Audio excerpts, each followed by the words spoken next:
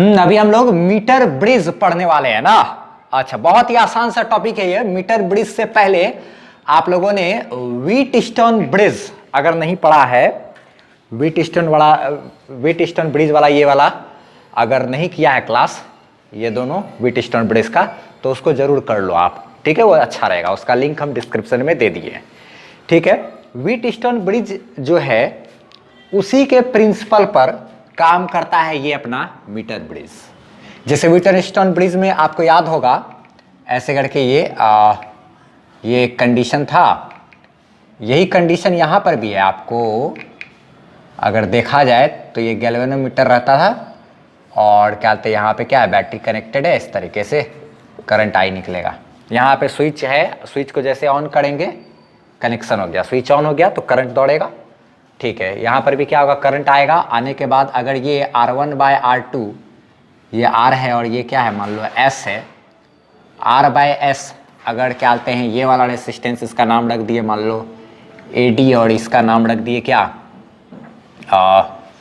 CD resistance है। इतना बटे इतना अगर बराबर हो जाए इतना बटे इतना के, तो बीच वाला जो है यहाँ ये यूजलेस हो जाता है, इससे करंट पास नहीं करता है ना, ये यूजलेस हो जाता है, इसको हटा सकते हैं हम लोग।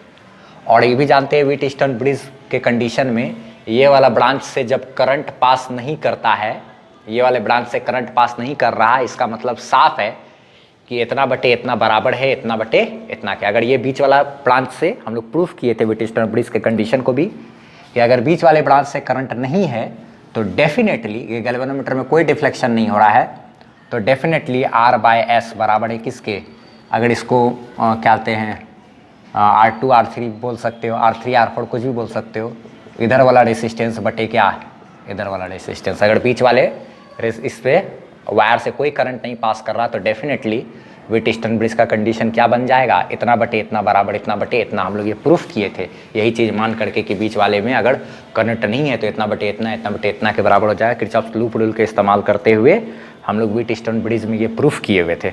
उसी कंडीशन का यहाँ पर भी इस्तेमाल करेंगे। देखो सेम टू सेम यही फोटो वहाँ से मैच कर रहा है।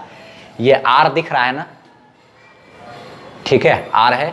अच्छा, ये इस तरीके से यहाँ पर इस साइड R है और क्या बोलते हैं इस साइड बात करें अगर तो यहाँ पर क्या है, S है, बीच में ये गैल्वेनोमीटर के लिए, ये गैल्वेनोमीटर वाला ये सिचुएशन, ये वाला पॉइंट और ये वाला पॉइंट क्या, और क्या बोलते हैं फिर उसके बाद ये R हो गया, ये S हो गया, इधर वाला AD है और ये वाला क्या है CD, इतना दूर का रेसिस्टेंस और ये इतना दूर का रेसिस्टेंस, ठीक है। अगर बीच में गैल्वेनोमीटर में इसमें कोई करंट नहीं होगा, कोई करंट इसमें नहीं होगा तो डेफिनेटली इतना बटे इतना बराबर इतना बटे इतना हो जाएगा, या फिर इतना बटे इतना बराबर इतना बटे इतना हो जाएगा। किसी भी तरीके से आप बोल सकते हो, कोई दिक्कत नहीं है। तो एक बात पहले देखो, इस चीज़ को सिचुएशन को हमको अच्छे तरीके से दिखलाना है। इसी वाले फोटो से आपको रिलेट करना है किसको, किसको भाई, ये वाला सिचुएशन को। तो ये व्हीटस्टोन ब्रिज आपको नजर आया ना, कहते इतना बटे इतना रेसिस्टेंस के बराबर होगा, ये यही ना कनेक्शन है। अच्छा, ये करंट यहाँ से आएगा, आने के बाद क्या होगा, इधर से ऐसे करके पास कर जाएगा और इस गैल्वेनोमीटर में कोई करंट नहीं होगा।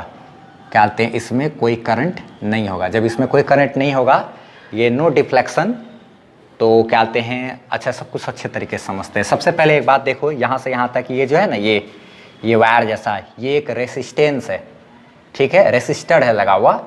इस रेसिस्टर में आप एक बात ध्यान रखो, सबसे पहली बात कि R जो है यहाँ पर, तो ये मेरा क्या है, एक अननोन रेसिस्टेंस, ठीक। ये कैपिटल S जो है ये नोन है रेसिस्टेंस। हम सारा चीज़ लिखा देंगे कि ये किस प्रिंसिपल पे वर्क करता है, बेहतरीन ढंग से अच्छे तरीके से आपको लिखा हुआ, और इसका PDF आपको मिल जाएगा डिस्क्रिप्शन में, और हम यहाँ पे भी लिखाएंगे, आप जिसका स्क्रीनशॉट भी खींच सकते हो। ये अननोन रेसिस्टेंस है और ये पता है हमको, नॉन रेसिस्टेंस है, ठीक है। अच्छा, व्हीटस्टोन ब्रिज के मदद से हम लोग किसी अननोन रेसिस्टेंस का वैल्यू फाइंड भी कर सकते हैं, यही इसका मेन काम होता है। तो ये तो मेरा क्या है, एक अननोन रेसिस्टेंस है, ये मेरा क्या है, एक नोन रेसिस्टेंस है, यानी ये हमको पता है और ये हमको नहीं मालूम है, ठीक है। इसको हमको फाइंड करना है। तो देखो कैसे फाइंड करेंगे, यहाँ से यहाँ तक रेसिस्टेंस है, ठीक है। और ये जो लंबाई है, ये लंबाई मेरा 100 सेंटीमीटर यानी कि 1 मीटर है, इसी की वजह से इसका नाम मीटर ब्रिज रखा है। ये 100 सेंटीमीटर है, तो जाहिर सी बात है ये 100 सेंटीमीटर है, तो यहाँ से यहाँ तक पूरा रेसिस्टेंस तो इसका है। अच्छा, अगर इसका टोटल रेसिस्टेंस को टोटल लंबाई से डिवाइड कर दिया जाए तो रेसिस्टेंस पर यूनिट लेंथ हमको मिलेगा। जैसे एक टर्म हम बता रहे हैं RCM, क्या लिखे ये, इसका मतलब हो गया resistance per unit centimetre. Resistance per unit centimetre का मतलब ये जो वायर है यहाँ से यहाँ तक जो AC, इस वायर का टोटल रेसिस्टेंस, ये RCM होगा क्या, total resistance of wire AC divided by 100, क्या मतलब, यानी कि टोटल लेंथ 100 सेंटीमीटर, इतना सेंटीमीटर। देखो तो जैसे कि अगर मान लो क्या आती है, टोटल रेसिस्टेंस मेरा है 200 ओम और टोटल लंबाई कितना है 100 सेंटीमीटर, ठीक। तो टोटल रेसिस्टेंस अगर 200 ओम और टोटल लंबाई है 100 सेंटीमीटर यहाँ से यहाँ तक इसका, तो यूनिट लेंथ में कितना रेसिस्टेंस होगा, यानी कि पर हर 1 सेंटीमीटर लंबा अगर यहाँ से टुकड़ा ले, हर 1 सेंटीमीटर लंबे टुकड़े का रेसिस्टेंस कितना होगा, हर 1 सेंटीमीटर में कितना, 100 सेंटीमीटर में 200 ओम रेसिस्टेंस है, तो 1 सेंटीमीटर में 2 ओम नहीं, 1 सेंटीमीटर में कितना रेसिस्टेंस, 2 ओम पर सेंटीमीटर हुआ कि नहीं, हर 1 सेंटीमीटर में कितना रेसिस्टेंस होगा, 2 ओम होगा ना। उसी को हम लोग क्या कहते हैं, RCM से डिनोट किए हैं। एक एग्जांपल के लिए डाटा ले लिए, ये 2 क्या कहलाएगा, रेसिस्टेंस पर यूनिट सेंटीमीटर कहलाएगा ना, यही है रेसिस्टेंस पर यूनिट सेंटीमीटर। हर 1 सेंटीमीटर लंबा टुकड़ा का रेसिस्टेंस कितना होगा, RCM। ये हम लोग कैसे पता करेंगे, टोटल रेसिस्टेंस को डिवाइड कर देंगे 100 से, तो वो हमको क्या मिल जाएगा, रेसिस्टेंस पर यूनिट सेंटीमीटर मिल जाएगा। अच्छा, ये दिया रहेगा RCM का वैल्यू, और उसका तो खैर ज़रूरत ही नहीं पड़ता हमको कभी भी सवाल में। आप NCERT का एग्जाम्पल नंबर 3.9 तुरंत इसके बाद बना लेना, ठीक है। तो यहाँ से यहाँ तक मेरा क्या है, मान लो जो रेसिस्टेंस हो उससे कोई दिक्कत नहीं है, टोटल 100 सेंटीमीटर लंबा है। हमको मालूम है RCM यानी कि रेसिस्टेंस पर यूनिट सेंटीमीटर, यानी हर 1 सेंटीमीटर लंबा अगर टुकड़ा है, हर 1 सेंटीमीटर लंबा जो टुकड़ा होगा उसका रेसिस्टेंस कितना होगा, RCM। 2 सेंटीमीटर लंबा टुकड़ा का रेसिस्टेंस कितना होगा, 2 RCM। 3 सेंटीमीटर लंबा ये अगर वायर रहेगा तो उसका रेसिस्टेंस कितना होगा, 3 RCM। 4 सेंटीमीटर लंबा अगर वायर होगा इसका टुकड़ा तो उसका रेसिस्टेंस कितना होगा, 4 RCM। नहीं, अगर 55 सेंटीमीटर लंबा अगर टुकड़ा है तो 55 सेंटीमीटर लंबे टुकड़े का रेसिस्टेंस 55 RCM। RCM क्या है, हर 1 सेंटीमीटर लंबे टुकड़े का रेसिस्टेंस है, ठीक है। चलो, ये उम्मीद करते हैं ये RCM है, रेसिस्टेंस पर यूनिट सेंटीमीटर, ठीक। अच्छा, यहाँ से यहाँ तक टोटल 100 सेंटीमीटर है, ठीक है। अब देखो ये कैपिटल G क्या है भाई, कैपिटल G है मेरा क्या, गैल्वेनोमीटर, ठीक। अच्छा, अब गैल्वेनोमीटर को क्या किया गया, यहाँ से बैटरी करंट दिए ऐसे करके गया, और क्या कहते हैं यहाँ क्या ऐसे, ये तो तब होगा यहाँ से I करंट आने के बाद ये ऐसे 2 हिस्सा में बटेगा, और इधर से कोई करंट नहीं पास करे और ऐसे करके ही सीधा चले आ जाए, यहाँ से आने के बाद ऐसे आ जाए, ठीक है। ऐसा तो तभी होगा जब ये वाला बीच वाला जो वायर है इसमें से कोई करंट अगर पास नहीं करे। अगर ये बीच वाला वायर से करंट पास करेगा तो क्या सिचुएशन होगा, यहाँ से I करंट आया, आने के बाद ऐसे 2 हिस्सा में बटा, और दोनों पॉइंट में से जिस पॉइंट का पोटेंशियल ज़्यादा होगा, ज़्यादा से कम की तरफ, अगर मान लो यहाँ का पोटेंशियल हाई है तो इधर से कुछ पोटेंशियल, कुछ करंट इधर भी चला जाएगा और कुछ करंट इधर भी चलाएगा, और गैल्वेनोमीटर में हमको थोड़ा डिफ्लेक्शन शो करेगा।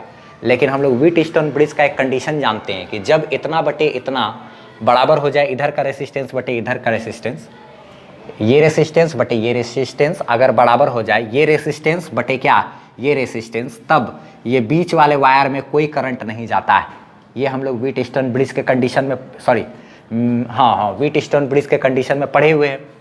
अब वही लॉजिक लगाएंगे हम लोग। एक काम करते हैं, ये वाला रेसिस्टेंस हमको फाइंड करना है ना, तो देखो किससे दिमाग लगाएंगे। पहले सुनो, हम लोग एक फार्मूला अभी तैयार करने वाले हैं। ये इसको ना जॉकी कहते हैं, ठीक है। ये जो है, ये जो एडजस्टेबल चीज़ है जिसको एडजस्ट कर सकते हैं, इसका नाम होता है क्या, जॉकी। ठीक है। तो ये पॉइंट जो है, इस पॉइंट को क्या कर सकते हैं हम लोग, एडजस्ट कर सकते हैं इधर इधर। एडजस्टेबल चीज़ को ही हम लोग जॉकी के नाम से जानते हैं, ठीक है। अच्छा देखा जाए तो ये क्या हुआ, इसको हम लोग क्या करेंगे, इधर और इधर ऐसे मान लो यहाँ पर क्या कर रहे हैं, हिला रहे हैं, ठीक है ऐसे।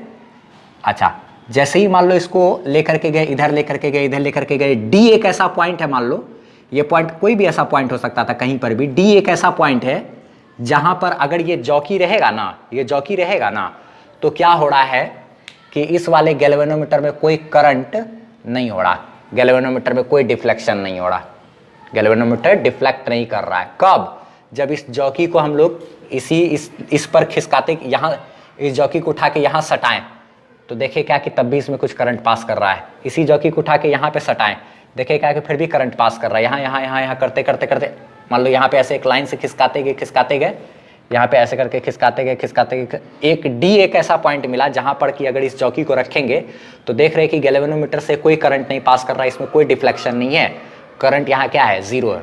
तो करंट जीरो है, इसका मतलब ये डी एक ऐसा सिचुएशन है, एक ऐसा पॉइंट हो गया जहां पर के लिए कि इतना बटे ये रेसिस्टेंस, इधर का रेसिस्टेंस बटे इधर का रेसिस्टेंस बराबर हो जाएगा इधर का रेसिस्टेंस बटे इधर के रेसिस्टेंस के।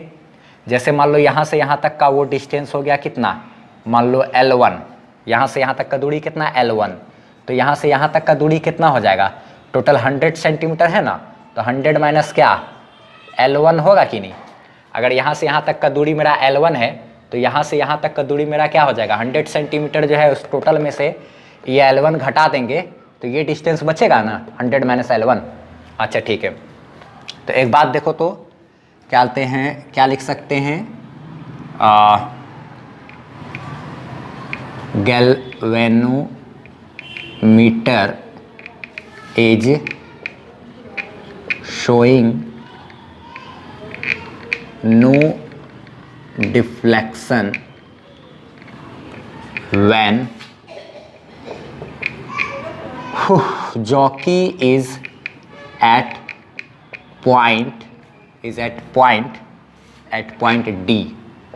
ठीक है, जॉकी कितना दूरी किस पॉइंट पर है, डी पॉइंट पे जब है, ये इसको जॉकी कहते हैं, ये डी पॉइंट पर है, तब ये गैल्वेनोमीटर में कोई डिफ्लेक्शन नहीं हो रहा, कोई करंट नहीं हो रहा। इसका मतलब ये बटे ये बराबर होगा इतना बटे इतना के ना। अब एक बात देखो, ये वाला रेसिस्टेंस देयरफॉर लिख सकते हैं, therefore from condition of Wheatstone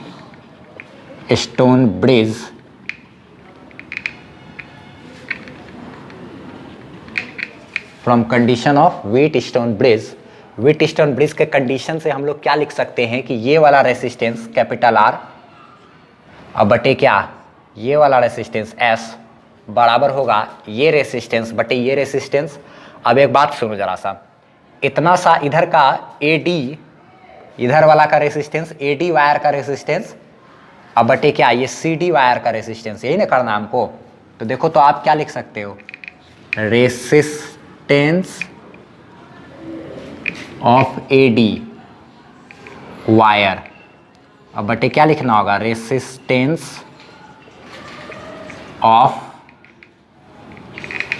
CD wire.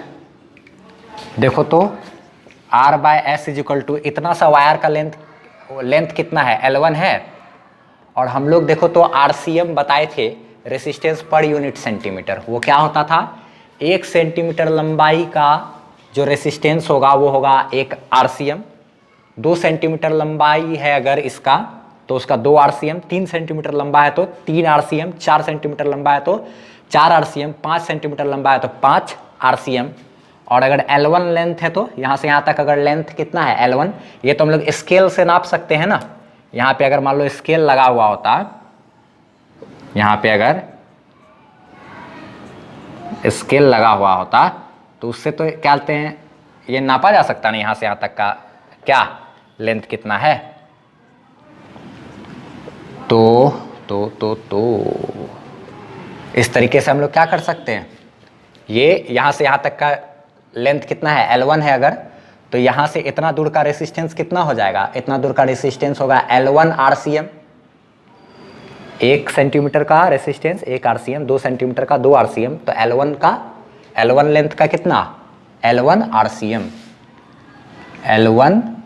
RCM, ठीक, डिवाइडेड बाय इतना दूर का रेसिस्टेंस। फिर इतना दूर का रेसिस्टेंस कितना हो जाएगा, लंबाई अगुना क्या करना है, लंबाई गुना RCM, ये जो लंबाई अगुना क्या करना है RCM। L1 लंबाई का कितना resistance, L1 into RCM, 100 minus L1 ये लेंथ है, उसका रेसिस्टेंस कितना होगा, इतना RCM, यानी कि 100 माइनस L1 इंटू क्या RCM। देखो तो ये RCM जो दिमाग में कचरा डाल रहा था वो कट गया है, तो उससे कोई दिक्कत नहीं है। और क्या बोलते हैं, तो ये S जो है, इस S को उधर भेज सकते हैं इधर। अब कैपिटल R बटे S बराबर इधर क्या बचा है, L1 बटे 100 माइनस L1 बचा, और इस S को उधर भेज दो अगर, तो कैपिटल R बराबर S इंटू L1 बटे 100 माइनस L1 हो गया। ये देखो हम लोग क्या किए, यहाँ पे व्हीटस्टोन ब्रिज का कंडीशन लगाए। मीटर ब्रिज जो है व्हीटस्टोन ब्रिज के प्रिंसिपल पे काम करता है। हम लोग इस जॉकी को यहाँ से यहाँ तक खिसकाएं, जब इस पॉइंट पे लाएं तो देखें क्या कि इसमें करंट नहीं है, इसका मतलब ये समझ गए कि डेफिनेटली इतना बटे इतना, इतना बटे इतना रेसिस्टेंस के बराबर हो रहा होगा, तभी तो बीच वाले वायर से करंट नहीं पास कर रहा है व्हीटस्टोन ब्रिज का सिचुएशन। इसीलिए R बटे S बराबर क्या, रेसिस्टेंस ऑफ AD बटे रेसिस्टेंस ऑफ CD वायर, तो इतना बटे इतना, और ये resistance per unit length into length, और ये resistance per unit length into length इधर का, ये ऐसे करके, तो R बटे S बराबर L1 बाई इतना 100 माइनस L1, और यही S उधर मल्टीप्लाई हो गया, तो क्या L1 by 100 minus L1 into क्या। अगर हमको S ये नोन है, नोन रेसिस्टेंस हमको पता है, और ये लंबाई तो मीटर में हमको पता चल ही जाएगा, ये स्केल लगाए हुए नीचे में, तो हम लोग अगर ऐसे करेंगे, देखो तो ये एक स्केल टाइप का यहाँ पे अगर लगा हुआ रहता ना, ये स्केल टाइप का लगा हुआ रहता, और इसी स्केल पे स्केल जैसा है यहाँ सटा हुआ, अगर इसी जॉकी को हम लोग यहाँ से ऐसे करके खिसका रहे होते, यहाँ से खिसकाते खिसकाते जैसे यहाँ पॉइंट पर आया, ये 22वां सेंटीमीटर है या जो भी हो, तो यहाँ पर आने के बाद करंट अगर इसमें 0 हो जाता, तो हम लोग को स्केल में तो दिख ही जाता कितना डिस्टेंस है, तो वो L1 डिस्टेंस हमको पता चल जाता है। NCERT का एग्जाम्पल नंबर 3.9 तुरंत बना लेना बाबू, तुरंत। उसका सोल्यूशन हम डिस्क्रिप्शन में दे दिए, सोल्यूशन का लिंक, ठीक है।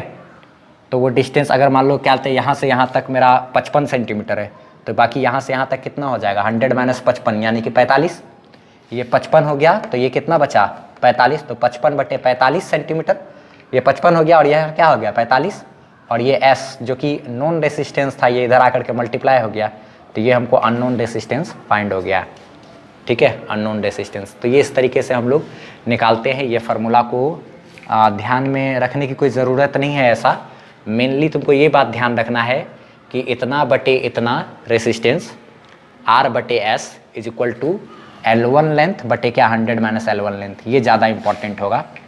मोस्ट जो VBI होगा वो आपको ये होगा, याद रखना, R by S is equal to L1 बटे 100 माइनस L1, ठीक है।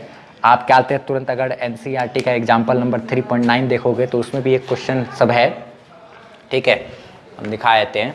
देखो क्या कहते हैं, NCERT का एग्जाम्पल नंबर 3.9 है, इसमें भी क्वेश्चन दिया हुआ है। क्या कहते हैं, नल पॉइंट मिल रहा है 33.7 सेंटीमीटर पर, यहाँ से यहाँ तक का डिस्टेंस जो है उस क्वेश्चन में दिया हुआ है 33.7 सेंटीमीटर, यहाँ से यहाँ तक का डिस्टेंस। तो बाकी ये डिस्टेंस हम लोग पता कर सकते हैं, 100 में से घटा देंगे तो वो डिस्टेंस हो गया 66.3, इतना 33.7 सेंटीमीटर, तो ये 66.3 सेंटीमीटर। तो इक्वेशन लिख सकते हैं R by S is equal to कितना लिख सकते हैं, 33.7 डिवाइडेड बाय 66.3, ऐसे करके हम लोग सॉल्व कर सकते हैं, काम कर सकते हैं कि नहीं।